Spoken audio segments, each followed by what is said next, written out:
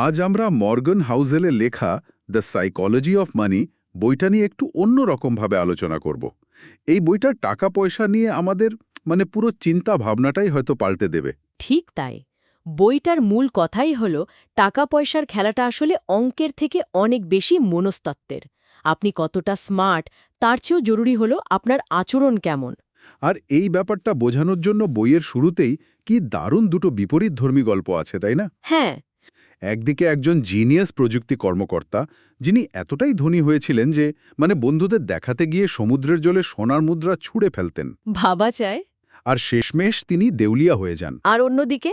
আর অন্যদিকে Ronald read নামে এক সাধারণ দারোয়ান অতি সাধারণ জীবনযাপন করতেন, কিন্তু মৃত্যুর পর দেখা গেল তিনি লক্ষ লক্ষ ডলার চ্যারিটিতে দান করে গেছেন। একজন সব পেয়েও ধরে রাখতে পারলেন না, আর একজন নীরবে সম্পদ তৈরি করে গেলেন। এই ধাঁধাটাই তো আজকের আলোচনার আসল জায়গা। একদম। তাহলে প্রথম যে ধারণাটা নিয়ে কথা বলা যাক, বইয়ের ভাষায় নো ওয়ানস ক্রেজি, টাকা নিয়ে কেউই আসলে পাগল নয়। ব্যাপারটা বেশ অদ্ভুত শোনাচ্ছে, তাই না? অদ্ভুত হলেও এটাই সত্যি। লেখক বলছেন, টাকা নিয়ে আমরা যে সিদ্ধান্তগুলো নিই তা আমাদের খুব ব্যক্তিগত আর সীমিত অভিজ্ঞতার ওপর ভিত্তি করে তৈরি।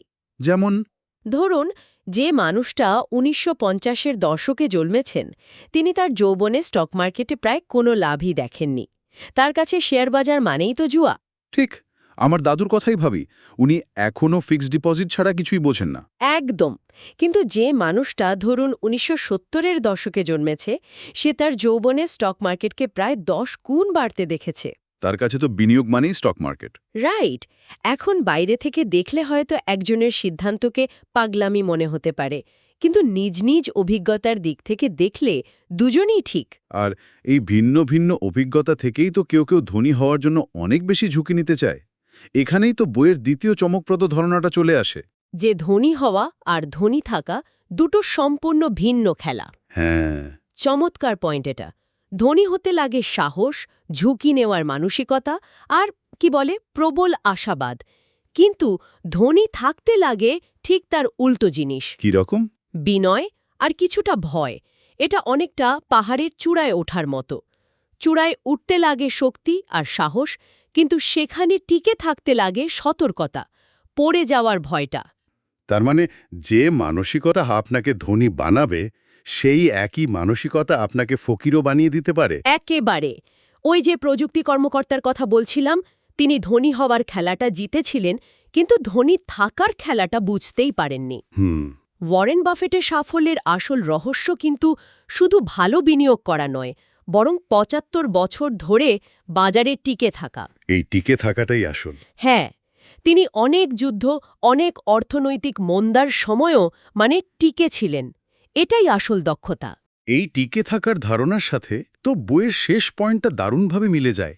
সম্পদ তাই যা দেখা যায় না। আমরা তো প্রায় দামি গাড়ি বা বড় বাড়ি দেখে কাউকে ধনী ভাবি।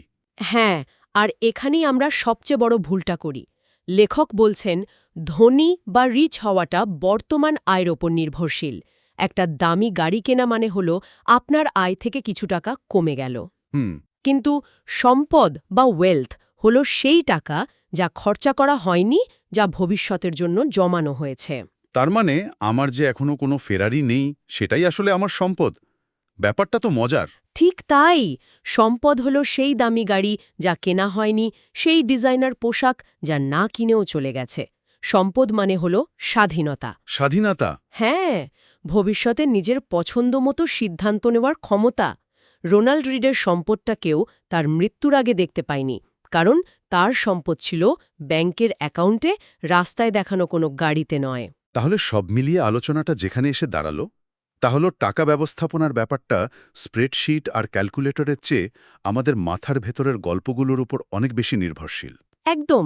আমাদের নিজেদের ভয়, লোভ আর পক্ষপাতকে বোঝাটাই সবচেয়ে জরুরি।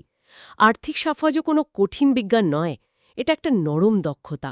আমাদের শ্রোতাদের জন্য একটা প্রশ্ন রেখে যাই, কি বলেন? নিশ্চয়ই। আমরা টাকা নিয়ে নিজেদের যে গল্পটা শোনাই প্রতিদিন, যে এই বিনিয়োগ ভালো বা ওটা খারাপ, এখানে খরচ করা উচিত বা ওখানে নয়, সেই গল্পটা কি আসলেই বাস্তবতার উপর ভিত্তি করে তৈরি, নাকি আমাদের নিজেদের খুব সীমিত আর ব্যক্তিগত অভিজ্ঞতারই একটা প্রতিচ্ছবি?